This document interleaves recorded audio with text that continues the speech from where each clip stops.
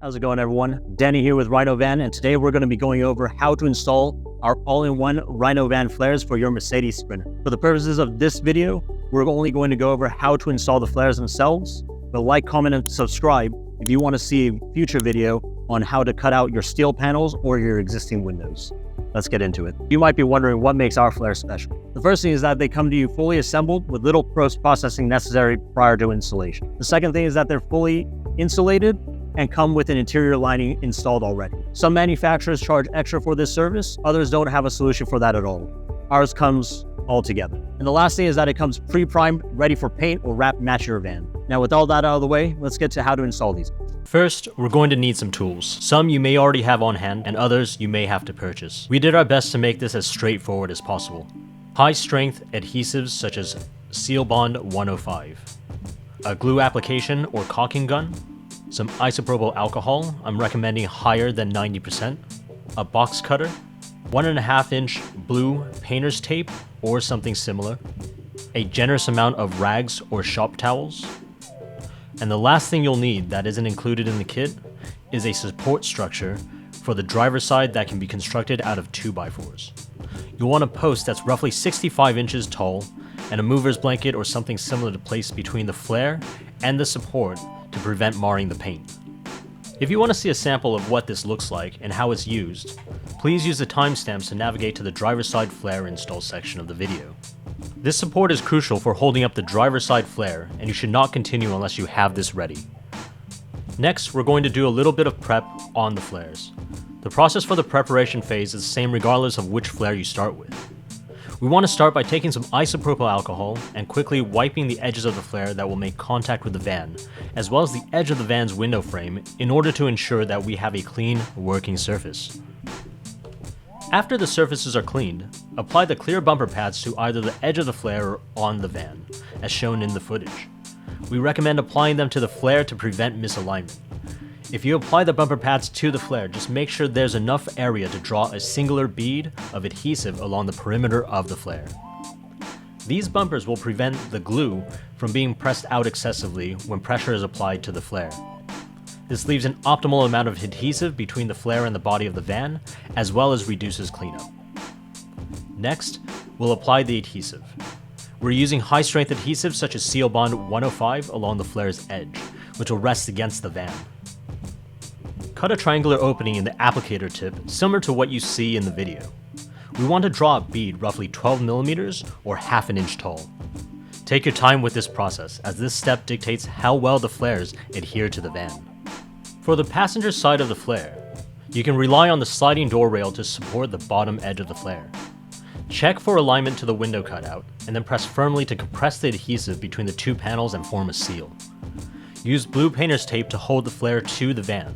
Applying a perpendicular piece of tape on both ends as shown in the footage creates a more secure hold on the surfaces. This next step may require a person to be inside the van. Run a light along the edge of the adhesive to check for light leakage. If light leakage is present, there may be a potential for leaks in that area, and applying more adhesive is recommended for those places. For the driver's side of the van, a support brace is necessary, as there is no sliding door rail to rely upon on this side. Prop the support brace against the van within arm's reach so that you have easy access to it when the flare has been brought over.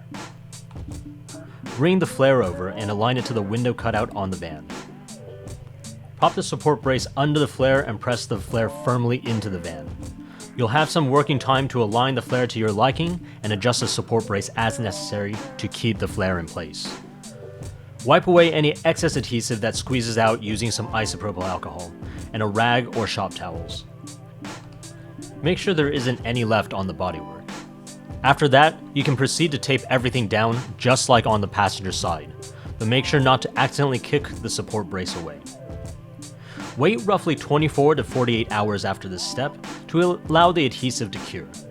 It is essential that after the driver's side flare is installed, no one walks inside the van unless absolutely necessary, as this can cause the flare to shift due to the rocking of the van causing the support post to move. If it is necessary to go into the van, check that the flare is still aligned where you want it after stepping out. In the next steps, we'll go over how to install the windows on the flares. The installation for the windows once the flares are on is fairly straightforward. Mount the window from the outside and use the retention frame to secure the windows from the inside with the provided screws. Make sure the screws are secure but do not over-tighten. Test the window seal by running water over the window from the outside and check for water ingress. Do not spray the window with pressurized water, as that can cause water to enter through the weep holes in the window. When we install the flares, we use the OEM Mercedes plastic trim. If you are building your shroud out of plywood or similar material around the window, we'll walk you through how to finish the gap between the sheet metal and your panel. If you use the original OEM trim, you won't need this section. In our example here, we're constructing the shroud out of 1/2-inch plywood. We're going to fill the gap with strips of additional plywood to provide structure. Included in your kit is a small roll of black ABS trim. Use some painter's tape or something similar to hold one end of the trim down. Get a rough idea of how much of the trim you'll need and cut off any excess. Cut it a little longer than you think you'll need. It's always easier to cut more off if necessary, but if you cut too much, you can't add it back in. I'm doing this from outside of the van for demonstration purposes. When you install the trim, the flare should already be in place.